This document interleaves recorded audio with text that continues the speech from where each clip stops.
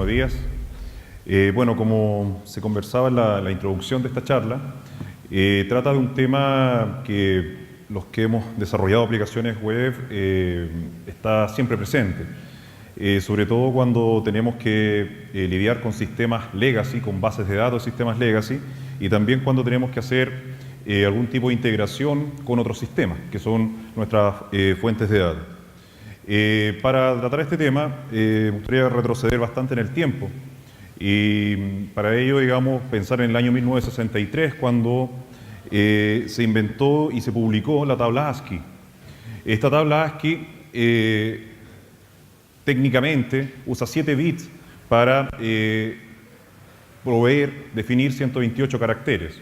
Estos caracteres son familiares a nosotros, digamos, es nuestro alfabeto, menos las vocales con tilde, las ñ y otros caracteres especiales, ¿cierto? La mayoría de que hemos desarrollado aplicaciones web probablemente hemos trabajado con la tabla ASCII, los que hemos estudiado programación, los primeros cursos de programación, el clásico programa en C, donde tú tienes que escribir un número entero con un printf, ¿cierto? Como char o como entero, vemos los valores, los caracteres asociados a los números enteros que van del 0 al 127.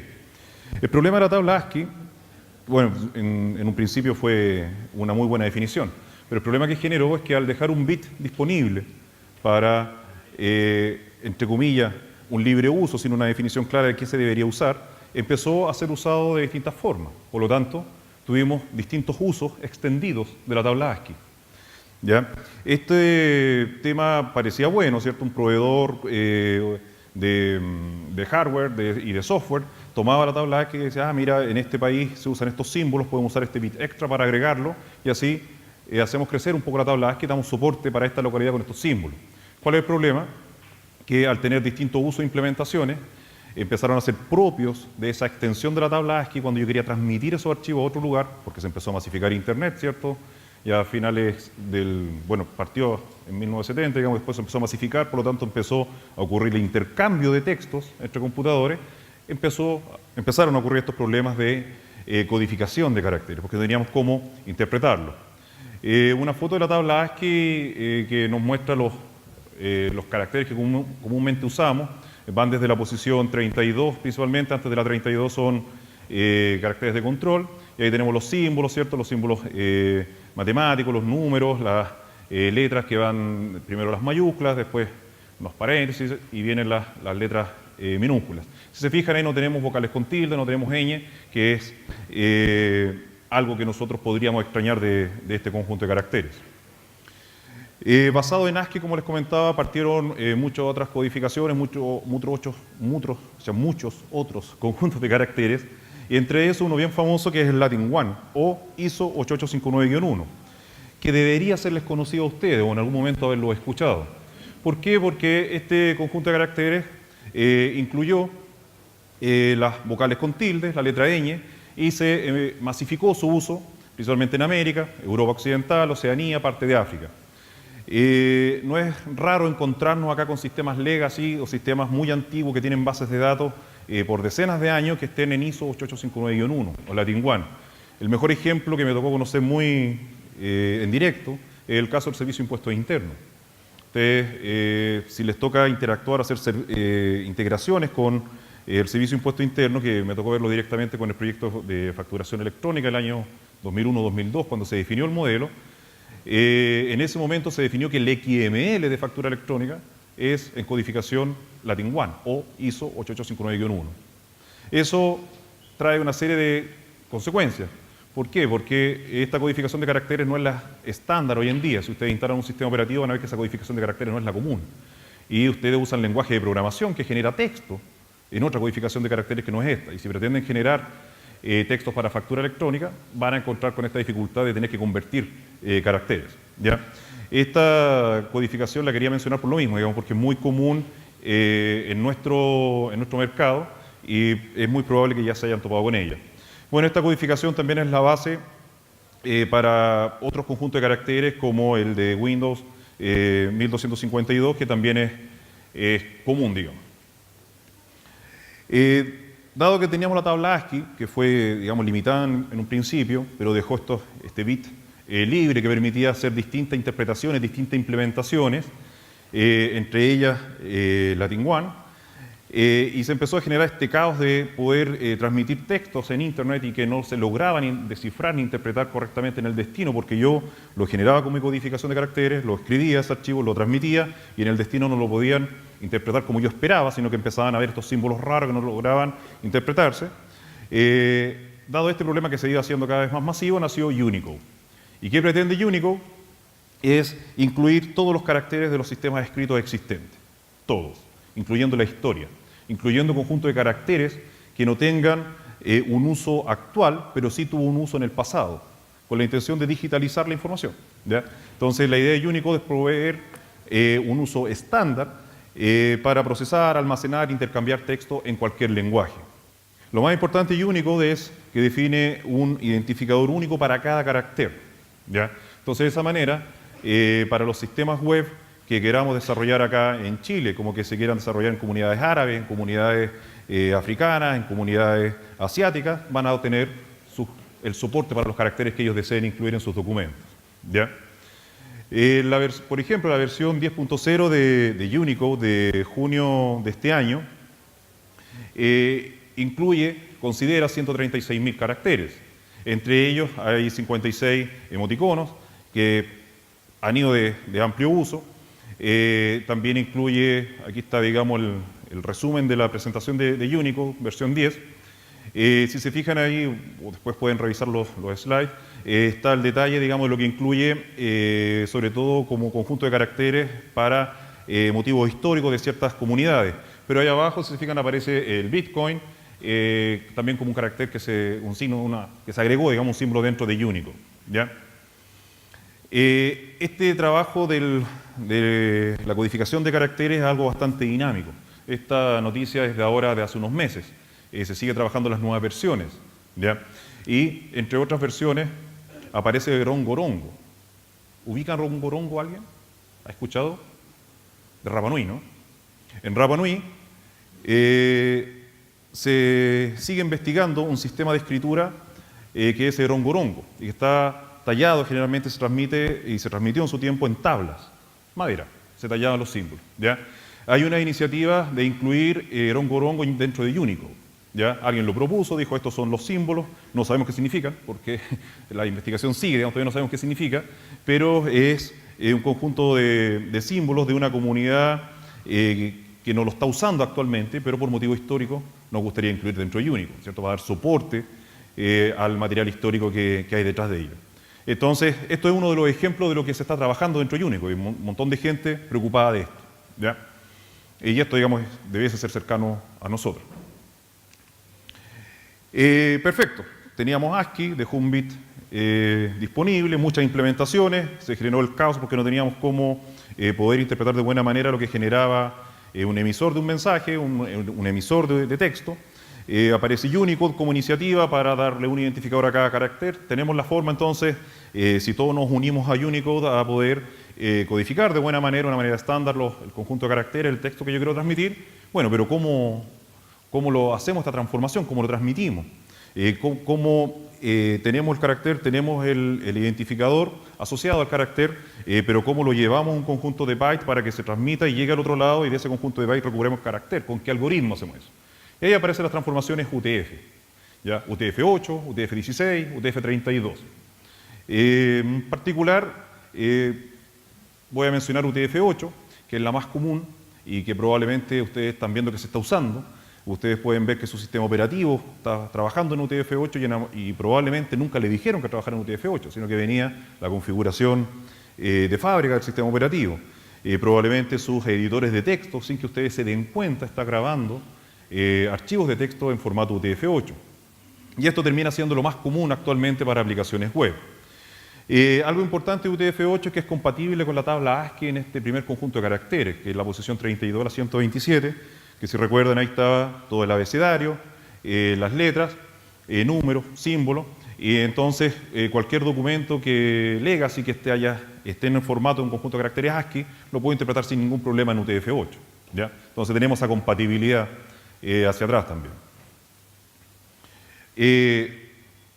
Algo que quiero que recuerden, el texto plano no existe. Esto Muchas veces uno cuando conversa en grupos de desarrollo dice, pero mándame en texto plano esto, o llamo por teléfono, no, te lo envío en archivo texto. Y en la práctica eso no existe. Lo que existe es texto plano acompañado de una codificación.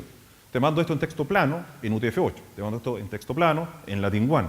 Esta base de datos, este respaldo de la base de datos, está con esta codificación de caracteres. Yo creé esta base de datos con esta codificación de caracteres. En los editores de texto que usemos, nosotros podemos ver que tenemos opciones para indicar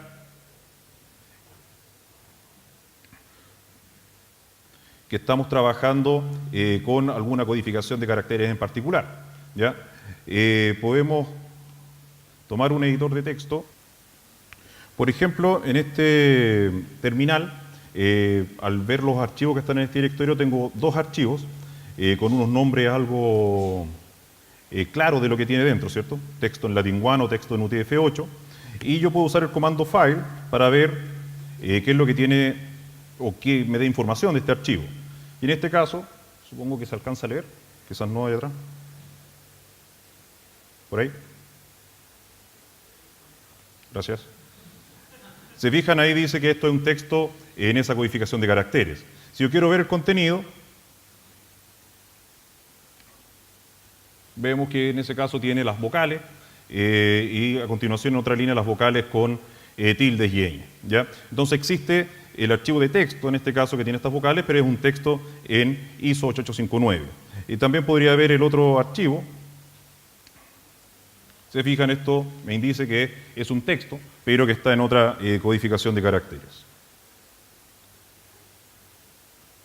Así que recuerden eso, para poder decir a ciencia cierta, te voy a enviar este texto, siempre debo acompañar e indicar cuál es el conjunto de caracteres que tiene asociado. Esto de la misma forma como cuando alguien te pregunta qué hora es. Tú dices, mira, son las 11:50, pero depende de dónde estoy. Son las 11:50 en Chile continental.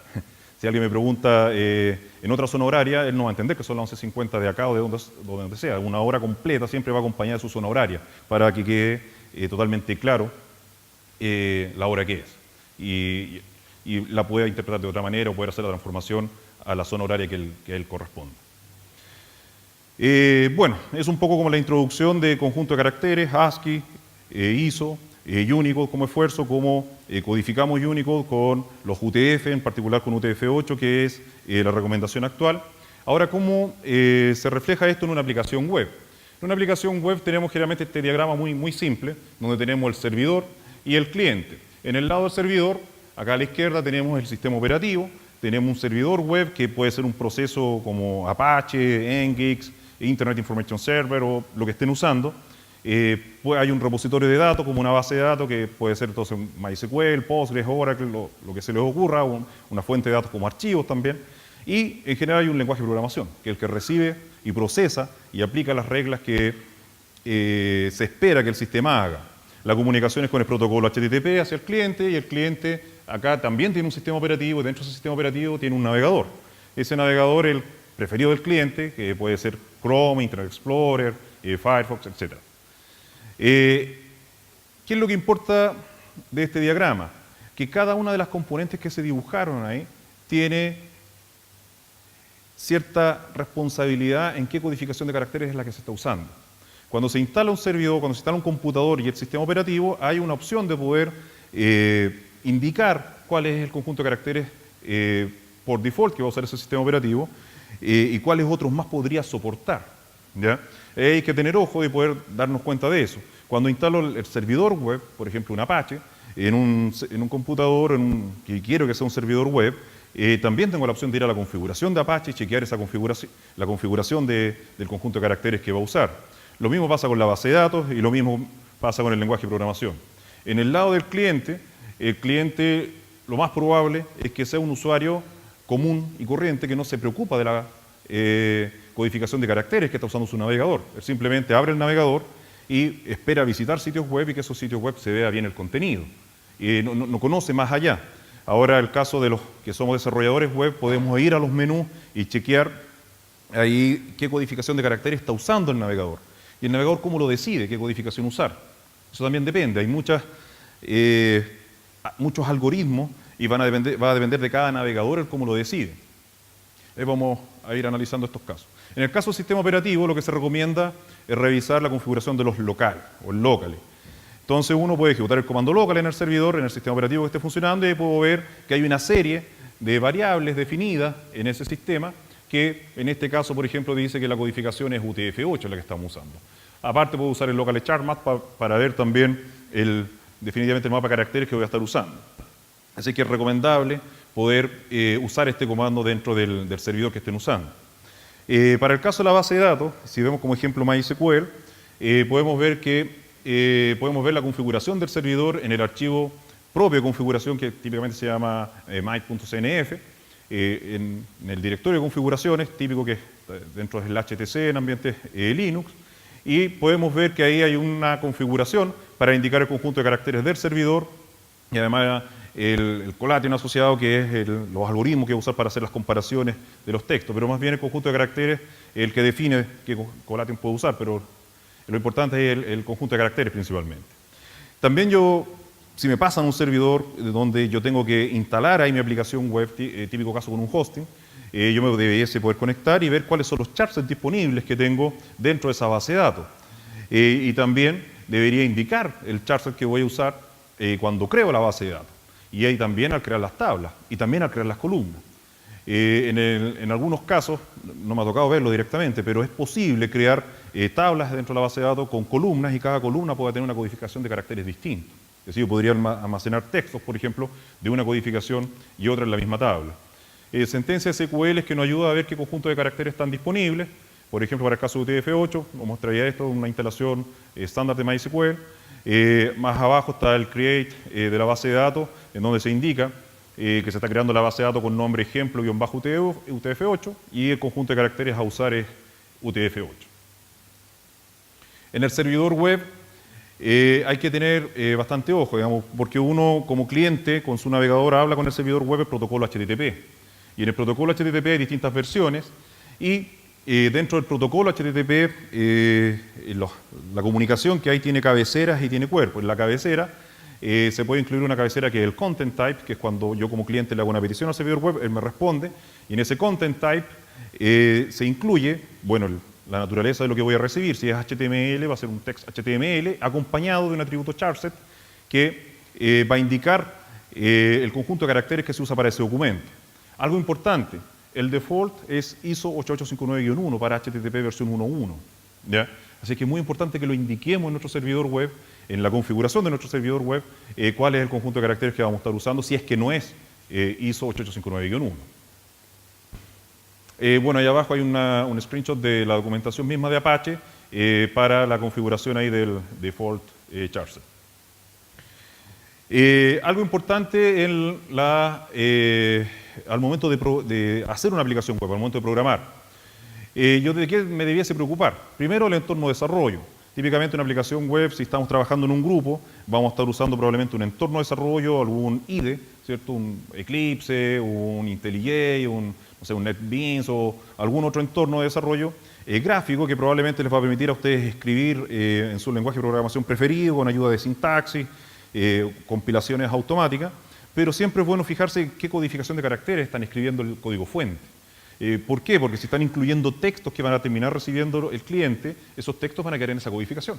¿Se entiende? Si yo escribo bienvenido esta mañana al sistema don no sé cuánto, esta mañana con esa ñ que se agregó que parece un texto muy inofensivo, si lo escribo en el código fuente ahí como un mensaje de bienvenida, va a quedar esa ñ codificada en el conjunto de caracteres que está usando ese entorno de desarrollo dentro de ese sistema operativo en el cual ustedes están programando. Probablemente eso no va a ser lo mismo que va a haber en el servidor donde finalmente se instale la aplicación y que para libre uso. Las aplicaciones web normalmente cuando se estructuran, sobre todo para hacer con soporte multidioma, los mensajes que genera la aplicación quedan en archivos. Uno dice, mira, yo tengo un archivo para los mensajes en español, otro archivo para los mensajes en inglés, en alemán, lo que sea, y esos archivos también importa qué codificación de caracteres va a tener. Cuando desde el lenguaje de programación me conecto a una base de datos, típicamente se usa una URL conexión, del estilo, por ejemplo, si lo estoy haciendo desde Java y usando el driver JDBC, va a ser algo de este estilo, JDBC, 2.mysql, bla, bla, Pero ahí hay una parte destacada en negrita, que es el use Unicode con cierta propiedad y el character encoding. Ya es muy importante poder indicarlo. Independiente del lenguaje de programación que estén usando, cuando incluyen la URL de conexión a la base de datos, no olvidar incluir este par de propiedades en el caso de MySQL y de otras bases de datos, el paralelo, digamos, a esto. Algo re importante cuando generamos HTML. Si generamos HTML con algún lenguaje de programación, incluir dentro del HTML en la cabecera el tag meta. Ya este tag meta tiene un atributo que es el charset, en el cual yo indico que esto es UTF-8. Entonces, un cliente web que se conecta a un servidor y hace una petición de una página, va a recibir el contenido, primero la respuesta HTTP que debería traer la cabecera content type, y ahí el navegador ya sabe a qué se va a enfrentar, a un text HTML, a un application PDF o alguna otra cosa, pero si es HTML, el navegador dice, ok, yo lo tengo que dibujar, ¿con qué conjunto de caracteres? Ah, mira, el tag, la cabecera HTTP me lo indicó. Si no viene ahí, el navegador podría tener un algoritmo de decir, ok, voy a esperar recibir los primeros 1024 bytes del HTML para ver si viene el tag meta y ahí me dice el charset para usar el que me está indicando el documento. De lo contrario, ahí el navegador podría usar alguna preferencia del usuario o el charset default que tenga en el sistema operativo que esté funcionando. Veamos un ejemplo de esto también. Por ejemplo, si quiero hablar con el servidor web de esta conferencia, en el puerto 80,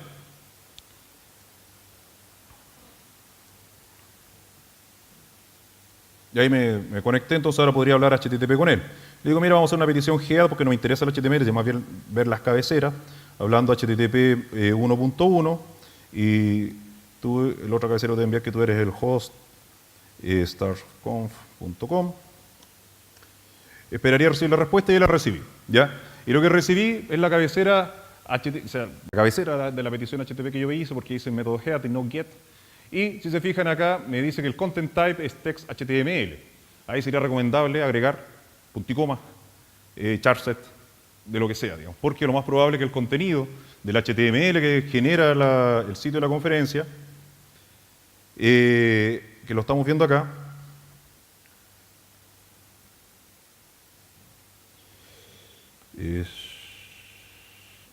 estas son las herramientas del navegador para inspeccionar el tráfico de red, y vamos a recargar esto. Entonces se hizo la primera petición y aquí lo vamos a agrandar para que se vea.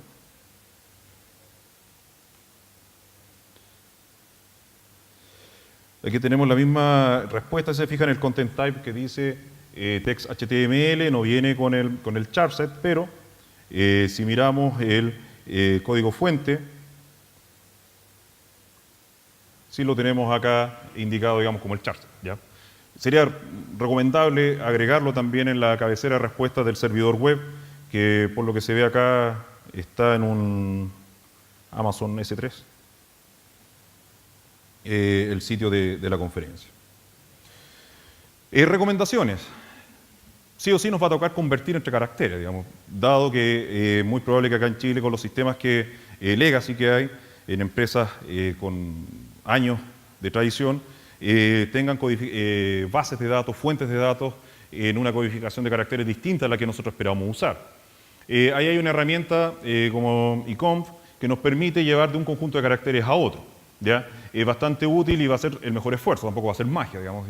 No podríamos llevar algunos símbolos, por ejemplo, que están dentro de Unicode, y con UTF-8 tenemos soporte, por ejemplo, para símbolos árabes. Caracteres árabes, y no los podríamos llevar a un Latin One, ¿cierto? Porque no vamos a tener espacio para poder, y eso se termina reflejando como basura. Así es que esta herramienta siempre tengan la mano como recomendación. ¿Qué encoding usar? ¿Cómo está el mercado? La línea verde que sigue creciendo es UTF-8, sobre el 90% del contenido de los sitios web está en UTF-8. La línea roja que sigue cayendo es Latin One, ¿ya? Esto yo siempre recuerdo en el proyecto de factura electrónica hace como 14 años, 15 años, un grupo de ingenieros discutíamos, hoy usemos UTF-8 para los XML, usemos UTF-8 para los XML. No hubo caso, y la razón era que las bases de datos de Servicio de Impuestos Internos estaban en Latin One.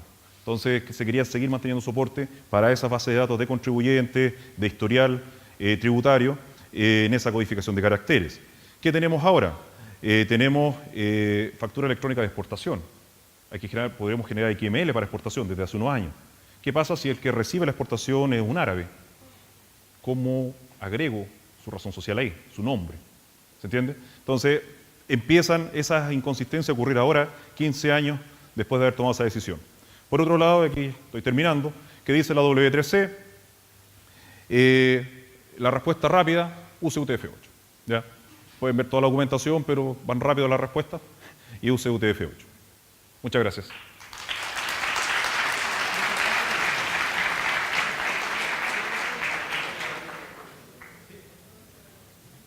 Muchas gracias a José. Una charla muy entretenida. Tenemos un poco de espacio, 4 minutos para preguntas del público. Por favor, levanten la mano y Sole o yo les hacemos llegar el micrófono.